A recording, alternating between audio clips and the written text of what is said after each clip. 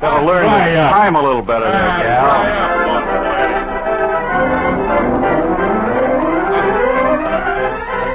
I've seen that lonesome gal's face. I know why she's lonesome.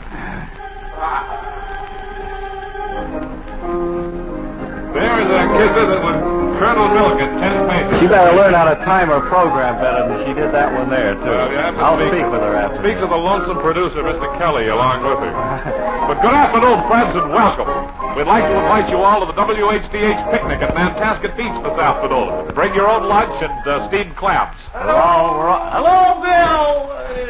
Bill is way in the corner today. He's been a bad boy, and I think he's going to stay there for a long time. Look, friends, we have made a few changes in the studio. Doesn't it sound different? Doesn't it sound different? Hey, doesn't it sound different? We're trying to get rid of the echoes. Echo. So, fortunately, we have. No, seriously, what we've done is this. We have put the organ at one end of the studio. Over near the open window, where we can help Ken out. And towards the rear of the studio, we have Bill Green. Bill, can you hear me back there? Hello! Hello! And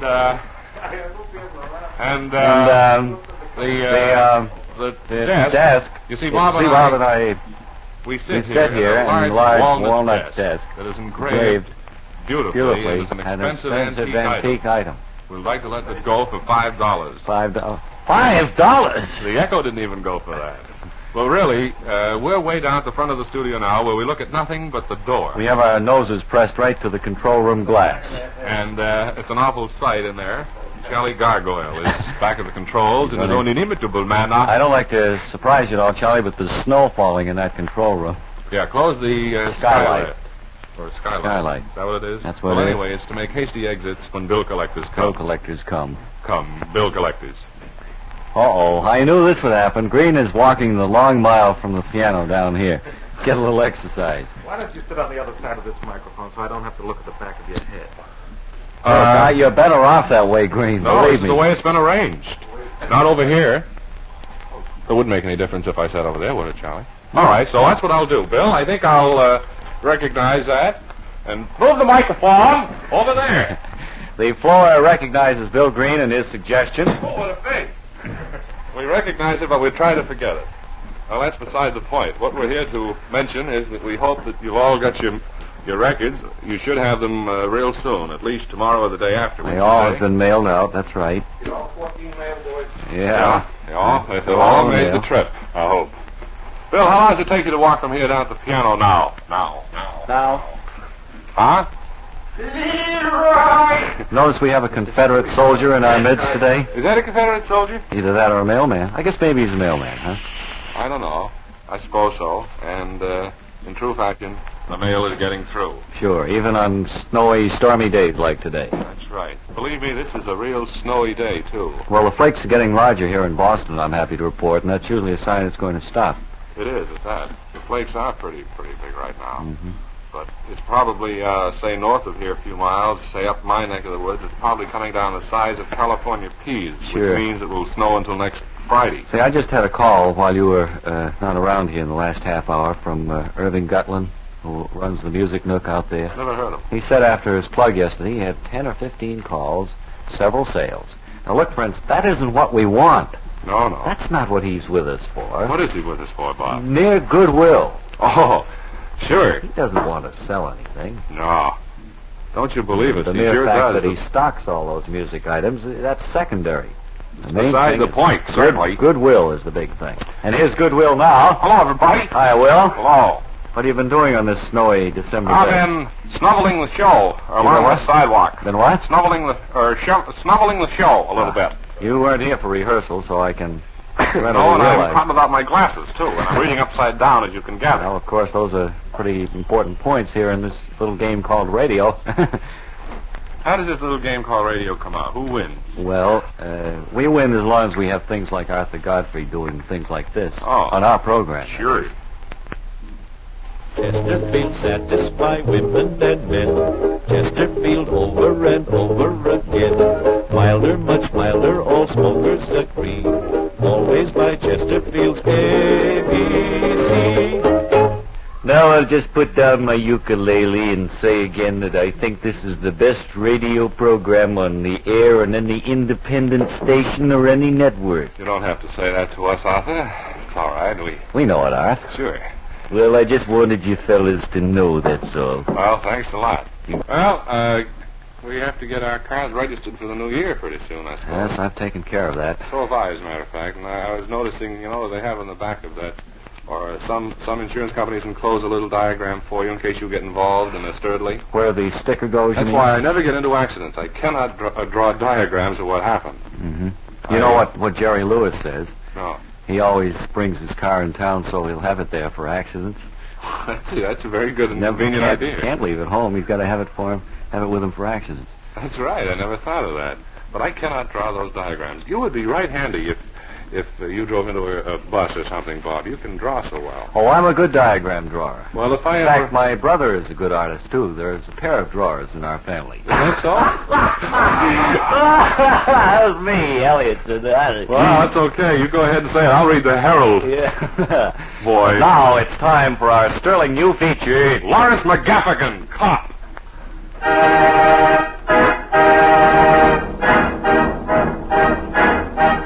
The combined brains of the big city metropolis police force have been put together to track down a dangerous criminal wave. Make that read, a dangerous criminal gang. So far, little progress has been made, and just this morning, the big town metropolis jewelry store was held up. $30,000 worth of jewels were stolen, including $2 in zircons. The police force is at its wit's end, and we open our scene in the inspector's office. No, the mayor's office. In the mayor's office, demanding action from the police commissioner. Hey, now look, Commissioner. Yeah? We've had this here crime wave, and I demand action. Well, I don't know just exactly what I could do. There's a nephew of mine on the police department, a Lawrence McGaffigan, who's never been given a chance to prove what he can do. By George, Mayor, I think you found the solution. Why don't you turn the whole thing over to Lawrence McGaffigan, cop? Right, Mayor, that's what we need. Action. Now, organ. Oh, never mind. Are you following the script, Wilson? I'll hum. Our scene shifts crosstown now to big city metropolis police headquarters. It's a few minutes later as the commissioner walks into his office. Like that. Moonlight. Anybody know that? Roses bring wonderful memories of you. It's a few minutes later now as the police commissioner returns to his office, pounds on the table, and demands action. I demand action here. Miss Miller? Yes? Get me Officer McCafferty, please. All right. McGaffigan. McGaffigan? Put your shoes on and come in. The commissioner wants to talk with you. We've got to track down this dangerous criminal gang. I Hello, demand action. Hello, Commissioner. Hello, McGaffigan. You want Macy? Yes, we have decided to put you on this case of tracking down this dangerous band of criminals. What have they been doing? They've been robbing jewelry stores and what all. Yeah, boy. Well, don't stand there, McGaffigan. Don't Get you out and do here, something. holding my hat in my hand? Put your uniform on. Get out and track down these criminals. We have nothing to work on except that they've held up several places. Okay, I'll go right to work on it. I'll put my head to the grindstone. What I want here, McGaffigan, is action. All right. You good. McGaffigan, with very little to work on, Particularly little brains. starts out in his relentless pursuit of this gang of criminals. We see him walking his beat in one of the tougher districts of town. Well, I'm kind of scared down here alone. I wish the commissioner would give me an assistant. Night falls. McGaffigan is now at Pier 27.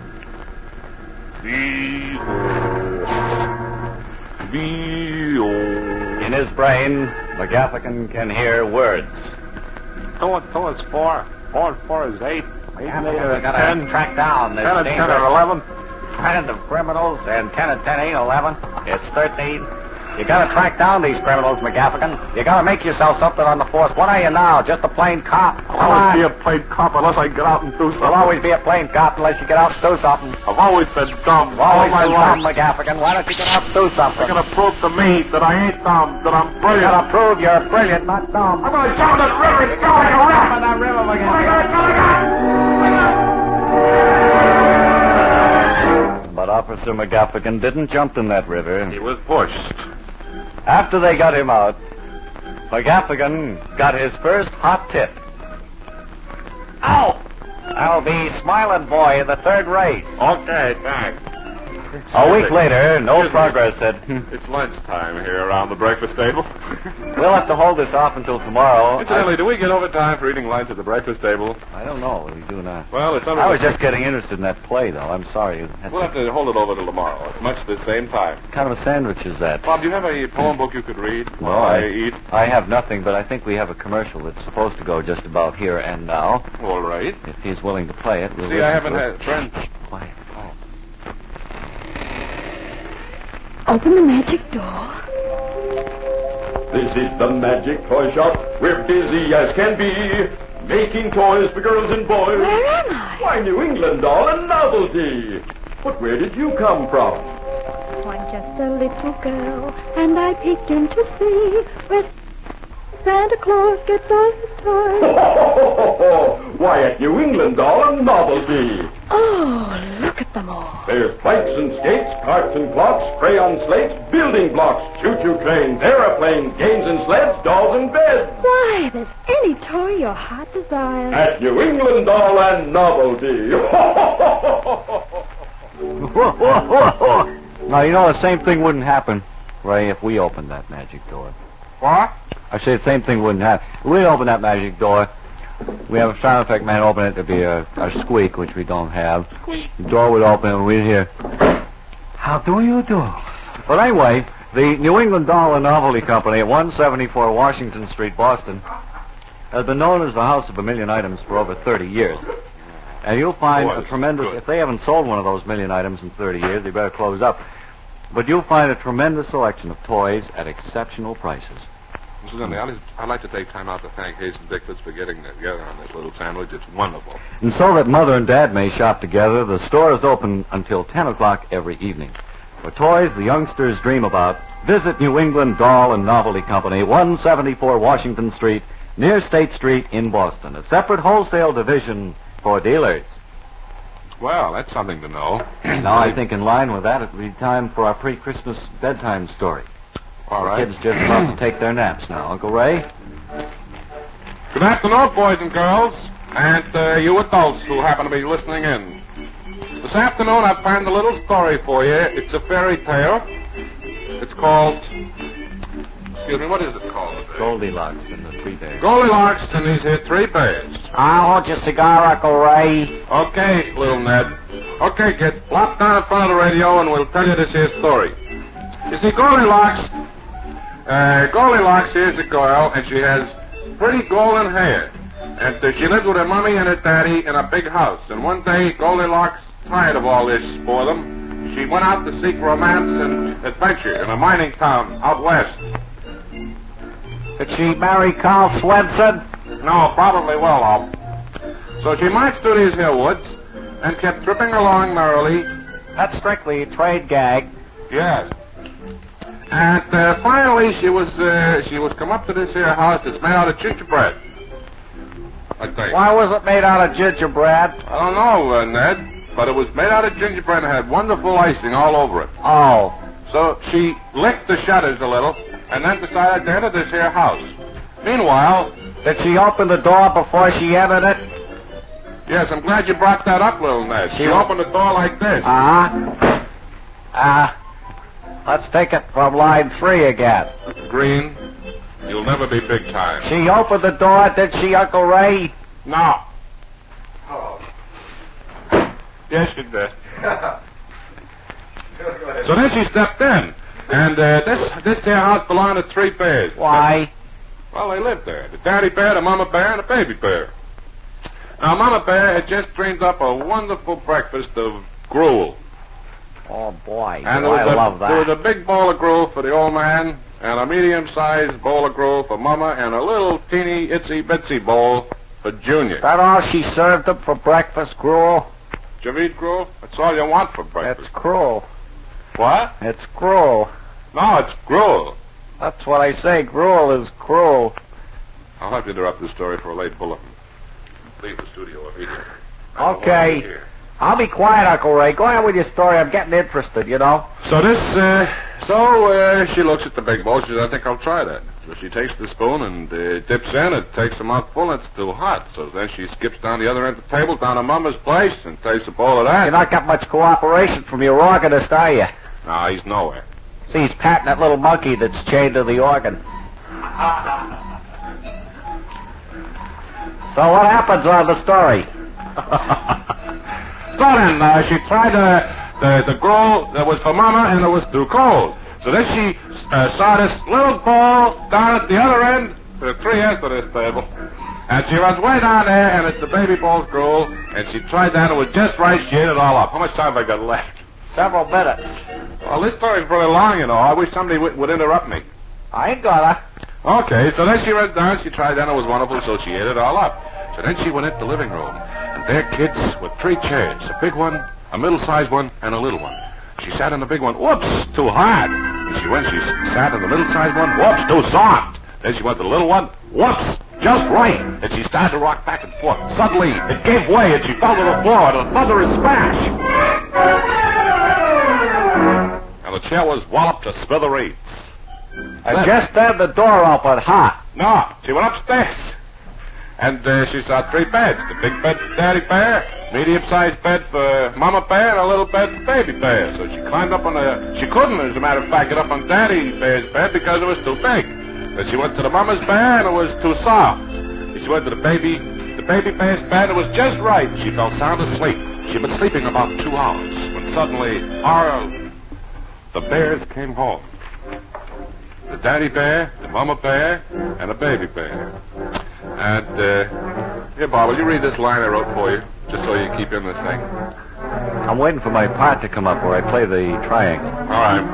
So she fell sound asleep, and the Daddy Bear came home, and the Mother Bear and the Baby Bear and the Daddy Bear said, somebody's been eating my gruel. And the Mother Bear, I can't. This is much too long. What happens is this, Frank. I'll hit it anyway. Well, I'll bring you right up to date, to save time and trouble. The butler committed the murder, and Goldilocks went up on a bad rap. Thank you, and good night. She's still up there? Yes.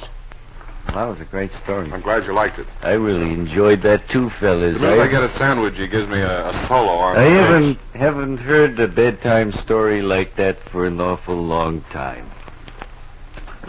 You know, Christmas is coming. There are only 16 more shopping days before Christmas Eve. Now, to simplify... Does that include Christmas Eve? I guess it does. To simplify your gift giving for the perfect success of bringing pleasure to all, just take our advice, and that's to make a list of all your loved ones, near friends, with the promise that you'll give them all New England's traditional gift of goodness, and of course we mean Cynthia Sweet's chocolates. See, Cynthia Sweet's hand-fashioned chocolates have been the family treat, a delight to eat, for over 50 years. They have. Cynthia Sweet's chocolates are always welcome with pleasure, because their quality and unique, delicious recipes are always in perfect good taste. Yeah, they are, friends, really. For the most discriminating. Only fresh dairy, butter, eggs, and cream go into Cynthia Sweet's chocolates. Well, that sounds good enough to eat. Only the choicest of nut meats and fruits. Cynthia Sweet's special chocolate coating is beyond imitation and beyond compare. It's made out of leatherette. So, remember, ask for the gay Christmas-wrapped boxes of Cynthia Sweet's chocolates and Miss Cynthia chocolates at your nearest drugstore or your favorite candy counter. Give the beautiful Cynthia Sweet's package handsomely done up in Christmas red cellophane. Yes, give Cynthia Sweet's chocolates to everyone on your list for Christmas, and you're sure to bring down the roof, to bring joy and satisfaction, because Cynthia Sweet's chocolates have been the first choice of Santa Claus at Christmas time for over 50 years. We're taken out of Washington for an on-the-scene commentary by the Bob and Ray commentator, Lyle Gum, Jr. Thank you very much. There's nothing particularly exciting going on in Washington today. Thank you, Lyle Gunn, Jr. And so I return you now to our Boston studio. Well, it would appear, Bob, that you and I have run the string out on this. I believe we have for the day. Tomorrow, another exciting chapter in the life of Clarence McGaffigan, cop. As well as features, we'll hear from Mary Boone, I believe, again. Thank you, Bob. She didn't have much to say today. Green, Ken Will, Cattle Morgan. Good afternoon, friends. No, we're all through. We're all through, Mary. It's been so long since I've had this opportunity to We're talk just saying goodbye. What? We're just saying goodbye. Well, my watch must have stopped, Bob. Yes, it did. Be here on time tomorrow, huh? Oh, for the land's sakes. And I was going to give a receipt today. Yeah, I'll save it. Save it for tomorrow. Matinee with Bob and Ray came to you and comes to you and will come to you, maybe, from WHDH in the city of Boston. Hey, look, Fred, you've been wonderful. You know what I mean? Hey, look, keep working. I mean, if you find work right, all stuff like that. Hang by your thumbs and whatnot.